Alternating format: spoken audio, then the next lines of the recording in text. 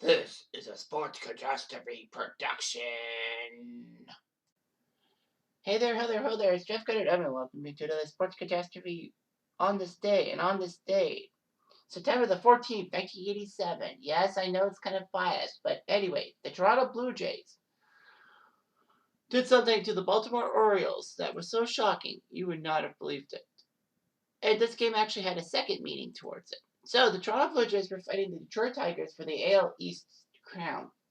It was basically back and forth. Milwaukee started the 87 season hot, and then they cooled down. Detroit was cooling down and going hot. And Toronto had a lot of stretches. We all know about the stretch late in 1987 that cost them dearly, losing their last 7 games. But we're not talking about that. The Blue Jays were fighting with Detroit. It seemed that the AL East was good, and Minnesota was leading the AL West, but they were just crappy and all that, even Oakland. So the 87 AL East race was heating up, so much so that Atlanta decided to trade Doyle Alexander to Detroit for the want of one John Smoltz. Smoltz was not too pleased because, Smoltz was a Michigan native, and then he went to Detroit. He went to Atlanta.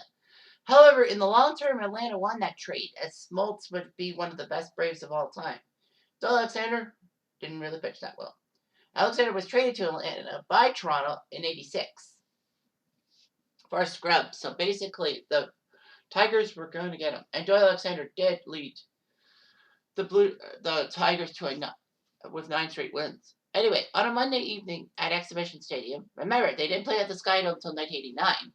The Blue Jays would take on the Baltimore Orioles. The starting lineup would be as so. Baltimore had Pete Stanisiak. I don't know if you can pronounce that. At DH. Billy Ripken at second. Larry Sheets at right. Eddie Murray at first. Cal Ripken at short. Ray Knight at third. Terry Kennedy at catcher. Mike Young at left. And center fielder Mike Hart. Not to be confused with Mike Hart, who was a Michigan running back for a while. With Ken Dixon on the mound. The Blue Jays subsequently put Nelson Laureano at second. Lloyd Moseby at center. Tony Fernandez at short. George Bell playing left. Ernie Witt at catcher. Jesse Barfield in right. Rance Mullins at third. Fred McGriff at DH. And Willie Upshaw at first, with Jim Clancy pitching. Boy, oh boy.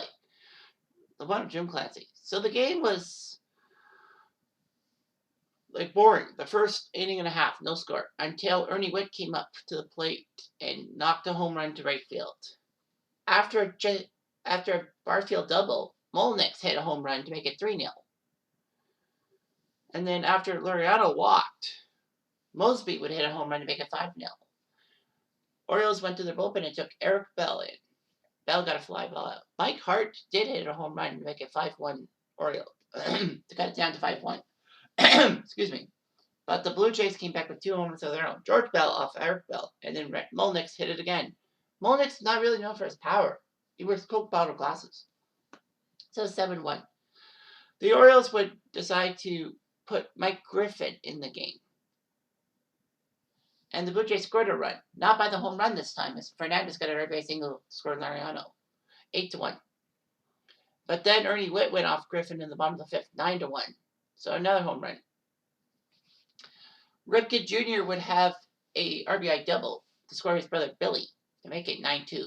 However, George Bell in the bottom of the 6th off Mike Kinnunen, I guess you can call it, hit a home run to deep left field to make it 10-2. The Blue Jays had put up a lot of home runs on the board.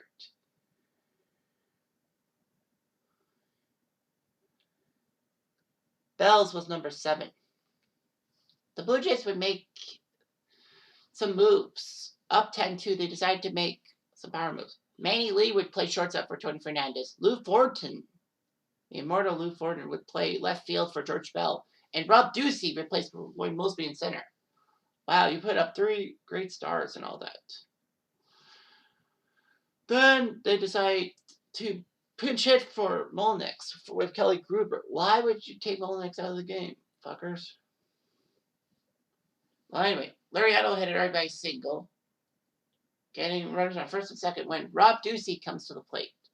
Ducey knocks home run number 8 out of the park. A Canadian-born player Hitting a home run for the Blue Jays? Inconceivable. But anyway, his 8th home run tied a major league record for home runs in one game. Tony Arnold would come into the game and promptly give up a home run to Ernie Witt, which was a 3-run shot, scoring him, Lou Thornton, and Manny Lee. Blue Jays were up 17-2 after the 7th inning. That's when things went huge. Top of the 8th, Mark Eichhorn would come in for Clancy, even though it was 17-2. Greg Myers would play catcher, and Kelly Gruber would be in third base. Ripken Jr. had an RBI single. But anyway, the Blue Jays were up 17-3, heading to the bottom of the 8th, when Carl Nichols would play catcher, Rene Gonzalez in third base, and the biggest shock, Ron Washington replaces Cal Ripken Jr. playing short, batting 5th. They're thinking, well, that's nothing new. You replaced Ripken. But people forget that when Ripken played his first game of his consecutive streak, as I mentioned it earlier in September, that happened in May of 1982 against the Blue Jays, ironically. He had a consecutive inning streak. He never missed a game, and he never missed an inning from May 82 to this game, September 1987. See what I mean when it was a hidden meeting? Like, wow. He wasn't on the field.